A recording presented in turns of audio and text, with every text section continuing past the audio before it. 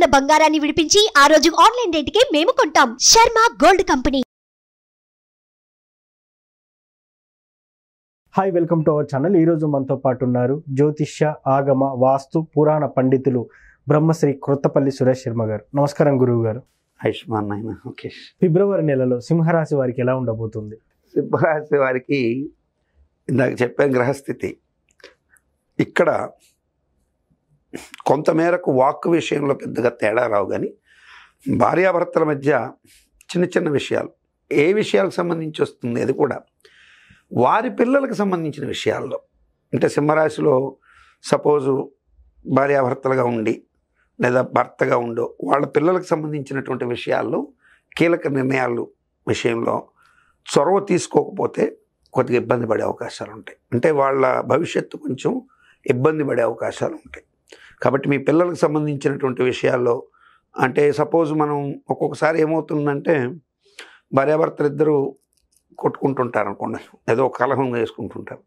ఈ తండ్రి fortunately and unfortunately over అఫెక్షన్తో కూతురు మీద అఫెక్షన్ ఉండి అల్లుడిని వ్యతిరేకించడం, అల్లుడి మీద ఓవర్ అఫెక్షన్, కొడుకు మీద ఓవర్ అఫెక్షన్ కోడలు వ్యతిరేకించడము, తల్లి కావచ్చు తండ్రి కావచ్చు జరుగుతుంటాయి. ఇటువంటి విషయాల్లో కొంచెం ఆలోచించాలి వీళ్ళు. అసలు అక్కడ జరుగుతున్నది ఏమిటి, అక్కడ ఎలాంటి సిచ్యుయేషన్స్ ఉన్నాయి, ఏ విషయం మీద ఈ డిస్కషన్ వస్తుంది, దీనికి మూలం ఏంటి అనేది ఎతికి దానికి ఒక ఎండ్ కార్డు వైపుకి ప్రశాంతంగా వెళ్ళడానికి ప్రయత్నం చేస్తే మంచి శుభాలు జరిగే అవకాశాలు ప్రస్ఫుటంగా ఉంటాయి. ఎందుకంటే గురు దృష్టి ఉంది కాబట్టి, గురువు శని చేత ప్రభావితుడవుతూ భార్య స్థానంలో ఉన్నాడు కాబట్టి భార్య చెప్పిందని భర్త ఏదో ఉగ్రంగా నిర్ణయాలు తీసుకోకూడదు పిల్లల విషయంకి. అట్లాగే భర్త చెప్పాడని భార్య నిర్ణయాలు తీసుకోకూడదు. బోత్ ఇద్దరు కలిసి తీసుకునే నిర్ణయం పిల్లలకు సంబంధించిన విషయాల్లో మ్యాక్సిమం ట్రాన్స్పరెన్సిటీ ఉండడం అనేది తప్పనిసరిగా చూడాల్సిన అవసరం ఉంటుంది. అండ్ ధనస్థానాధిపతి బుధుడు కాబట్టి ఫైనాన్స్ మాత్రం కొంత అందుతుంది. కొన్ని రుణాలని రీషెడ్యూల్ చేసుకోగలుగుతారు, కొన్ని అప్పులను తీర్చుకోగలుగుతారు.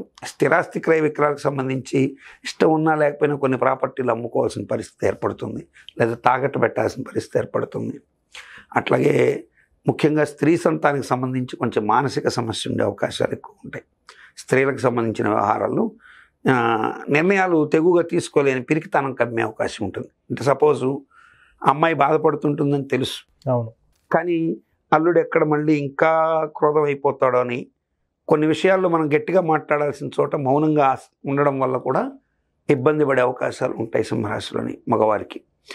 ఆడవారికి అట్లాగే కోడళ్ళ విషయంలో ఎవరో ఇన్స్పైర్ చేసో లేకపోతే వీళ్ళకంటూ ఒక నెగిటివ్ ఇంప్రెషన్ మైండ్లో పెట్టుకోనో అటు అల్లుడితో కానీ కోడలతో కానీ కొంచెం ఓవర్గా ఫెయిర్ అయిపోయేటువంటి అవకాశాలు, దీనివల్ల ఆ సంబంధ బాంధవ్యాలు దీర్ఘకాలం దెబ్బతినే అవకాశాలు కూడా ఏర్పడవచ్చు. కాబట్టి వీళ్ళు ఖచ్చితంగా ఇవన్నీ ఎప్పుడు ప్రాప్తిస్తున్నాయి అంటే ఆఫ్టర్ 14th తర్వాత నుంచి. కాబట్టి 14th తర్వాత ఈ డెసిషన్స్ అన్నీ కూడా మోస్ట్లీ పాజిటివ్ వేలో వెళ్ళడానికి ట్రై చేయాలి. వీళ్ళు దేవి ఖడ్గమాల స్తోత్రం, ఎందుకంటే సింహరాశికి అష్టమంలో ఉంటాడు ఎవరు, రాహు. అష్టమే వ్యాధికర్తాచ. మన వాళ్ళు ఏమనుకుంటారంటే రాహు వ్యాధికర్తాచ అంటే మనకు వ్యాధులు వస్తాయి. వ్యాధి రావడం అనేది శారీరక వ్యాధి కాదు, మానసికంగా కూడా నలిగిపోవడం వ్యాధి. అవును. సో రాహువు 2వ ఇంటిని చూస్తున్నాడు. అక్కడ చంద్రుడు మంత్ ఎండింగ్లోకి రాబోయే ముందు ఆయన తిరిగే ప్లేసెస్ అన్నీ కూడా చూస్తే రాహుని టచ్ చేసి రావడం కానీ ఇవన్నీ చూసినప్పుడు, సూర్యుడి యొక్క ప్రభావం కూడా చూసినప్పుడు ఖచ్చితంగా మానసికమైనటువంటి ఉగ్రత. ఎందుకంటే చంద్రుడు అండ్ రాహుకేతువుల చేత కొంత నలపబడిపోతాడు, కలిసినందువల్ల ఇబ్బంది పడతాడు.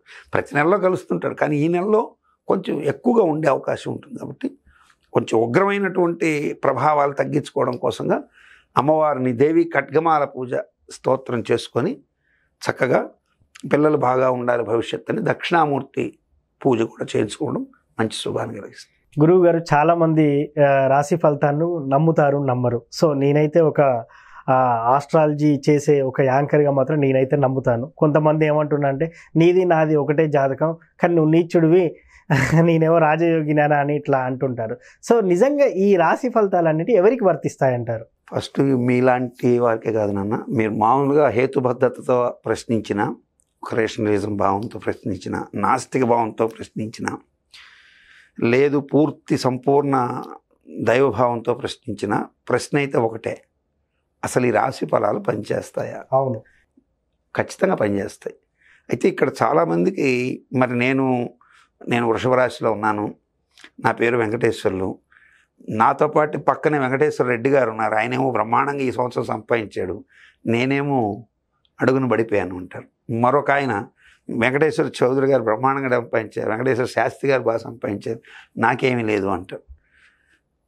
బిలో ప్రావర్టీలో ఉన్న అతను అసలు ఇది ఏవి పట్టించుకోకుండా కూడా కొంతమంది వెళ్ళిపోయేవాళ్ళు ఉంటారు. ఇక్కడ మనం రాశి ఫలాలు ఒకటే, మరి బాగా గుర్తుపెట్టుకోవాల్సింది ఏంటంటే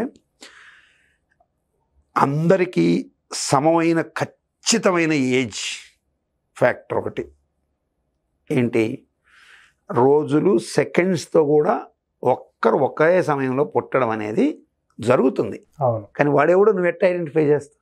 చేయలేం. ఒక గంప నిండా ఒకే చెట్టు కాచిన పండ్లే, అవును, అన్నీ ఒకే సైజులో మామిడి పండ్లు ఉన్నా ఎక్కడో లిటిల్ బిట్ డిఫరెన్స్ ఉంటుంది. అవును. మీరు కావాలంటే మీరు దీంట్లో నక్షత్రగ్రహ తారకానాం అని ఆదిత్య హృదయంలో ఉంటుంది. నక్షత్రగ్రహ తారకానాం అంటే నక్షత్రాలు వేరు, గ్రహాలు వేరు, తారకలు వేరు. ఇప్పుడు మనకు ఆకాశం నిండా కనిపడేవి తారకలు, సో నక్షత్రాలు అనేవి సపరేట్. ఈ నక్షత్ర మండలాన్ని బట్టి ఆ రాశిలో ఎవరు పుట్టినా అశ్విని నక్షత్రంలో పుట్టిన వాళ్ళు ఉంటారు. ఇప్పుడు అశ్విని నక్షత్రంలో ఒక చిన్న నెలబిడ్డ పుడతాడు, అట్లాగే ముదుసలైనడు అక్కడే ఉంటాడు, ఒక కప్ప కూడా అక్కడే పుడుతుంది, ఒక జింక కూడా అక్కడే పుడుతుంది, ఒక గొర్రె కూడా అక్కడే పుడుతుంది. సో ఇవన్నీ పుడతాయి. పుట్టడం అయితే నక్షత్రాలు అందరూ పుడతారు, కానీ దీంట్లో శాస్త్రము వర్జించింది చాలా ఉన్నాయి, ఇవి చాలామందికి తెలియదు.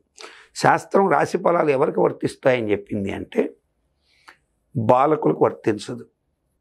60 సంవత్సరాలు ఏదైతే మనకున్నాయో అవి దాటిన వాడి మీద జ్యోతిష ప్రభావం పోతుంది.